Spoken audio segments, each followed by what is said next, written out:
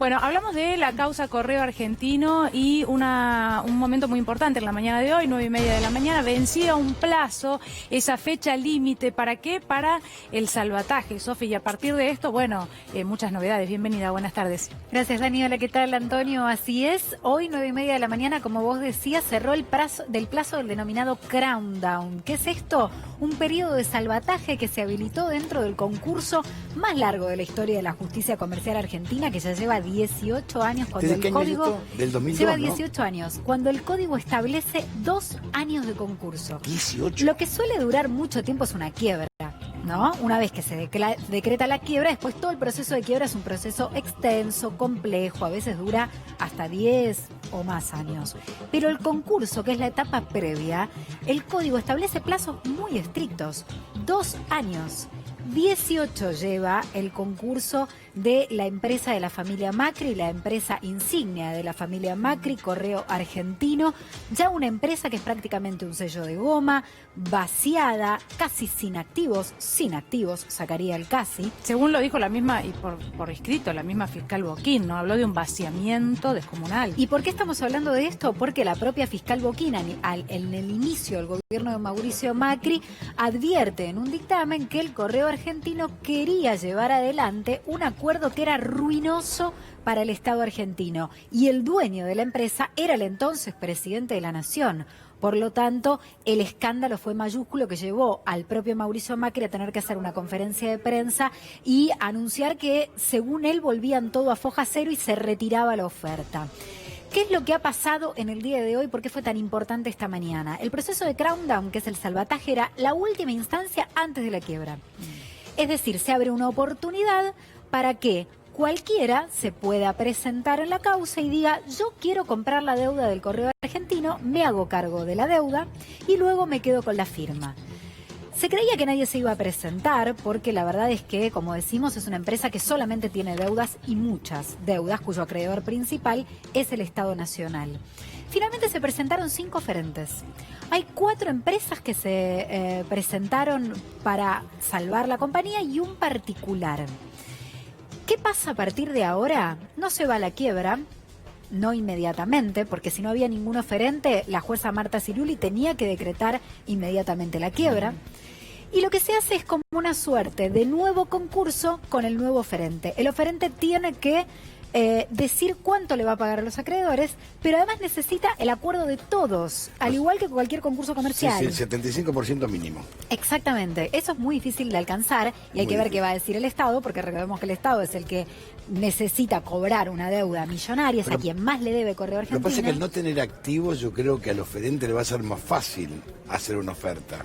Pues no tiene activos, ¿qué va a sacar el dinero a Mauricio Macri y las cuentas corrientes? Es que el problema es que si va a la quiebra, es más difícil cobrar también. No cobras. Sofi, y Soma y Sideco, porque entiendo que esto también es una...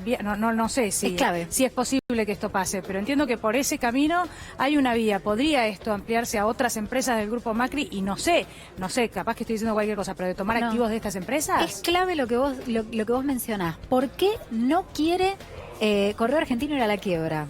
Por esto. Porque si va a la quiebra, también puede ir a la quiebra las controlantes, que son Socma y Sideco. ¿Y quiénes son hoy los dueños de las acciones de Correo Argentino? Los hijos de Mauricio Macri, claro, a quien les transfirió la deuda, les transfirió las acciones, o sea, le transfirió la deuda, y pueden ir los hijos de Mauricio Macri a la quiebra. Por eso es importante ver la lista de quiénes se presentaron para comprar. Hay, por ejemplo, una empresa postal que está ligada, vos te vas a acordar muy bien, Antonio, a el ex empresario también postal, Alfredo Chabrán. ¿Qué empresa es? La empresa es de Héctor Colela, era el testaferro de Chabrán. Ocasa, sí, Ocasa, era de Chabrán. Exactamente, bueno. Es el heredero de Chabrán. Y además y deben estar los hijos de Chabrán ahí también. Con muy buena relación con Marcos Galperín, que recordemos era un empresario muy amigo, el favorito de Mercado Libre de Mauricio Macri. Y esto también genera mucha suspicacia. ¿Quién está detrás de este intento de comprar la deuda y comprar Correo Argentino y hacerse cargo de la deuda? Tal vez empresas muy alineadas al propio Mauricio Macri, que quieren evitar la quiebra para no tener que pagar. No me consta que Colela esté alineado a Macri.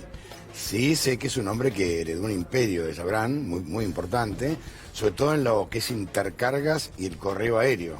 ¿no? Que era el fuerte de Alfredo Chabrán, ¿no? El empresario particular que se presentó es Jorge Anselmi. Después tenés también una empresa de Ramón Puerta, un aliado político. Aliadísimo, sí, aliado.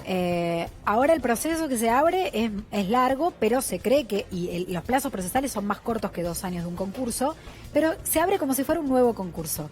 Por lo tanto, lograron evitar ir a la quiebra. O sea que lo que está en disputa es la marca.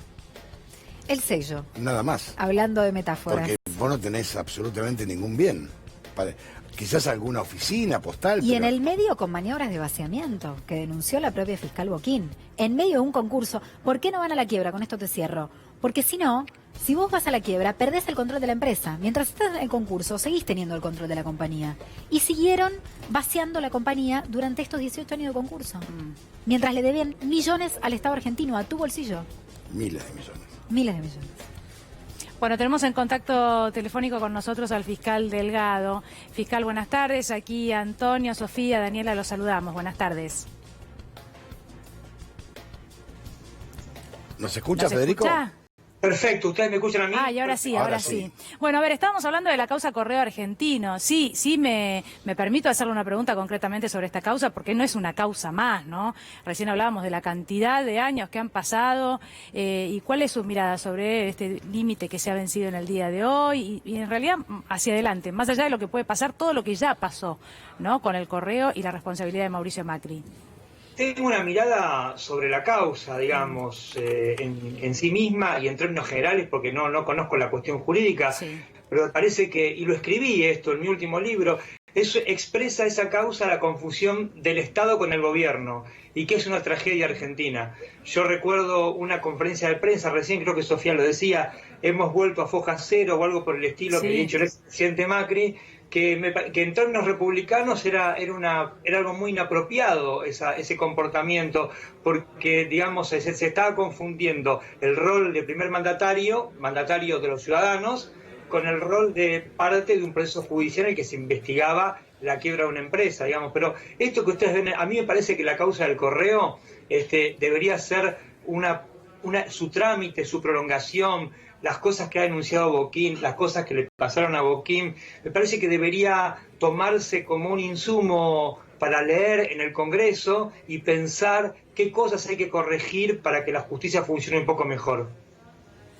Y la pata penal, doctor, ¿qué tal? ¿Cómo le va? Un placer saludarlo. La pata penal, porque también hay una causa penal que investiga si Mauricio Macri se interesó en ese acuerdo que era ruin para el Estado, y hay una situación procesal de exfuncionarios demorada hace 1 año. ¿Hay antecedentes de demoras después de tomar la indagatoria de 1 año de la definición de la situación procesal?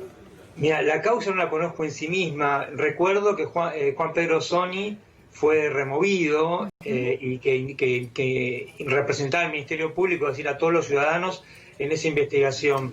Hay muchos antecedentes de causas que tardan tanto tiempo y que después de la declaración tardan años en resolverse.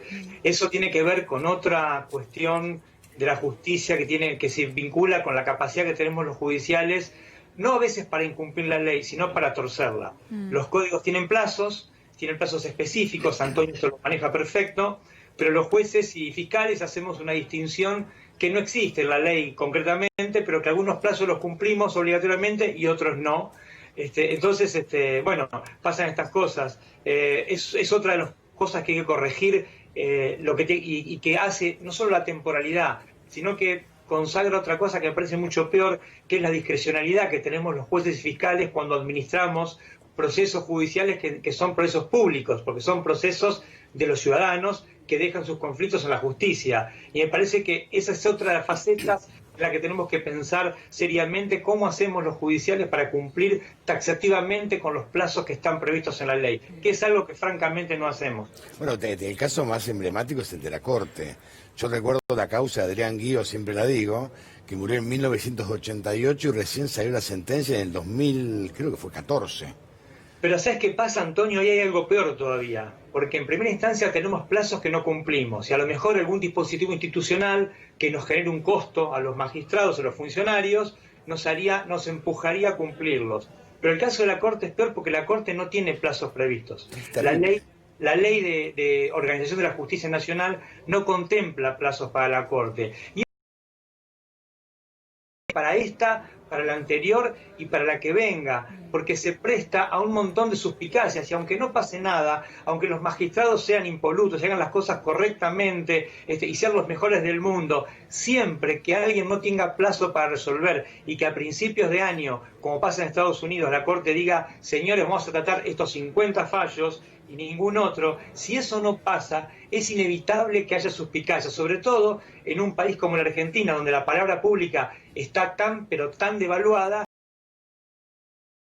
toda la verdad, como cuando uno es niño, le miente a los padres y el padre dice, no te creo más nada, entonces lo que uno trata de hacer es sobreactuar cuando hace, y contarle todo lo que hace para recuperar esa credibilidad. Me parece que en estos contextos de crisis tan profunda hay algunas cosas que hay que corregir y que no hace falta hacer demasiados retoques, sino simplemente a veces es poner una cláusula que diga, durante tanto tiempo hay que hacer tal cosa. Doctor, le vamos a preguntar ahora, bueno, seguramente por la reforma de la justicia, ¿no? Pero le quiero hacer una pregunta, ya que mencionaba la Corte Suprema, muy puntualmente respecto de los dichos de Lorenzetti, juez de la Corte Suprema que habló, se manifestó respecto de la cuarentena o el aislamiento y realizó una comparación con el medioevo. ¿Qué le parece que un juez de la Corte Suprema tenga una expresión de este tipo, en contra de lo que dictaba el DNU presidencial? A mí, digamos, si Lorenzetti opina como ciudadano, me parece perfecto que opine como ciudadano. Yo no comparto, digamos, yo soy fanáticamente moderno, aún en épocas de posmodernismo, y por ende todo lo que suena al oscurantismo del medioevo o al relativismo de la posmodernidad no es un lugar en que me sienta francamente cómodo. Me parece que mientras lo haga como ciudadano no hay ningún problema. El tema es que por ahí a veces cuando los magistrados opinamos sobre temas públicos, en algún momento nos puede tocar decidir, y ahí tenemos un dilema moral que tendremos que resolver de acuerdo a las herramientas que contempla el propio Código de Procedimiento. Doctor, hoy se publica en la mayoría de los medios en tapa, no el desarrollo completo, el artículo, creo que es el 72, que dicen que lo incluyó Parrilli, que es la presión mediática. Sí. Que los fiscales y jueces deberían denunciar presiones mediáticas. Y a ver, uno nota que hay determinados medios, no digo todos, y me incluyo en algunos casos, que uno dice a veces, si el fallo me gusta, bueno, bienvenido, y si no me gusta lo critico. O sea, me parece que tiene mucho que ver con esto también, ¿no? Mira, Antonio, yo lo había visto en el proyecto de ley, sí, y la verdad me había angustiado muchísimo como funcionario, porque digamos, esa parte del proyecto de ley dice más que eso, dice básicamente que los jueces y fiscales y los funcionarios públicos, en general, cuando percibimos o somos víctimas de un delito, tenemos que denunciarlo. Y a mí me parece que eso que es de manual, que es una obligación ética de todo funcionario, que además es una obligación legal preexistente porque nos la impone el Código Penal, que eso tenga que estar en un proyecto de ley a mí me angustia muchísimo, porque que los diputados y senadores tengan que decirnos a los jueces y fiscales que si sufrimos un delito tenemos que denunciarlo, quiere decir que la crisis moral, claro, la crisis ética es mucho más grande de lo que parece, y me parece que es, básicamente yo diría como una metáfora, es como recordarle a un papá y a una mamá que no deben pegarle a un niño. Pero Delgado, sabemos que es algo que ha sido un foco de conflicto en los últimos años. De hecho, bueno, hubo denuncias, sobre todo en los últimos meses, ¿no? Respecto de situaciones muy difíciles en las que se encontraron algunos jueces o fiscales. Sí. Es muy cierto lo que usted dice, pero ¿le parece, yo avanzo sobre la pregunta de Antonio, y le pregunto, ¿le parece que esto de alguna manera soluciona para esos jueces y fiscales que sabemos tienen estos conflictos? ¿Les da una vía alternativa para que no se repita lo que ha pasado en los años anteriores? Es que el problema no son las vías ya tenemos. Yo de hecho lo he sufrido muchas veces eso y lo he denunciado, sí, sin que ninguna ley me lo diga específicamente. El tema es que lo que tenemos que lograr es que esas denuncias tengan el carril adecuado en el ámbito de la justicia y en los ámbitos administrativos, que no tienen que cuidar a las personas, sino a las instituciones. Ahora, ¿es un ataque a la libertad de prensa, doctor, como se está diciendo? Yo no lo creo, porque ¿por qué un ataque a la libertad de prensa? Digamos, me parece que, a ver, por ahí no me está entendiendo correctamente. No, lo que te plantea Sofi es que se está planteando desde algunos medios como que esto es un ataque a la libertad de prensa. No, para nada, Sofía, perdón, no te entendí. Esa para era mi nada. Pregunta. Porque si vas al artículo también, el artículo dice, bueno, comunicar en forma inmediata cualquier intento de influencia con sus decisiones por parte de poderes políticos, económicos, mediáticos, miembros del poder judicial, ejecutivo, legislativo, amistades o grupos de presión. O sea, habla de cualquier tipo de presión. Perfecto, es lo que yo decía al principio, le decía Antonio, el artículo habla más que grupos mediáticos, pero acá hay una cosa que no tenemos que olvidarnos nunca, jamás, mientras vivamos en una república. Todos los comportamientos de todos los ciudadanos tienen que estar sometidos a la Constitución. Nadie está por encima o por fuera de la ley. Cada uno de nosotros podemos hacer lo que nos parezca siempre, y aún podemos hacer cosas ilegales siempre que asumamos las consecuencias. Lo que tenemos que tener en claro es que la República no tolera desafíos a su autoridad, que es la autoridad de la Constitución, ni por abajo ni por arriba. Y a mí, insisto con este concepto, ese artículo lo que dice, y a mí me duele mucho porque habla de la crisis moral del espacio que yo integro, nos dice una cosa que es una obligación que es preexistente, que es la obligación de denunciar cualquier delito que vemos, seamos o no víctimas, tenemos la obligación de denunciarlo, y me parece que acá el problema no es vías, crear leyes, sino que hay que cumplir las que están. Y lo que me parece que en definitiva lo que señalaba hoy Daniela es que hay muchos comportamientos que son denunciados, pero que tienen por alguna particularidad que no podemos analizar ahora, pero que otro día con muchísimo gusto, digamos así, se escapan a la autoridad de la Constitución y a la autoridad de la ley. Y ese es el verdadero problema. El verdadero problema es que hay que constitucionalizar la vida pública de la Argentina. Ese es un gran problema. Asistimos a desafíos por abajo y por arriba. Nos enojamos mucho porque vemos siempre puntuales violaciones a la ley, puntuales desafíos a la autoridad de la Constitución. Pero ojo, porque las pensamos individualmente. Si las pensamos todas juntas, no, la situación es mucho peor. Delgado, muchísimas gracias. ¿No? Nos quedamos pensando porque es tan interesante.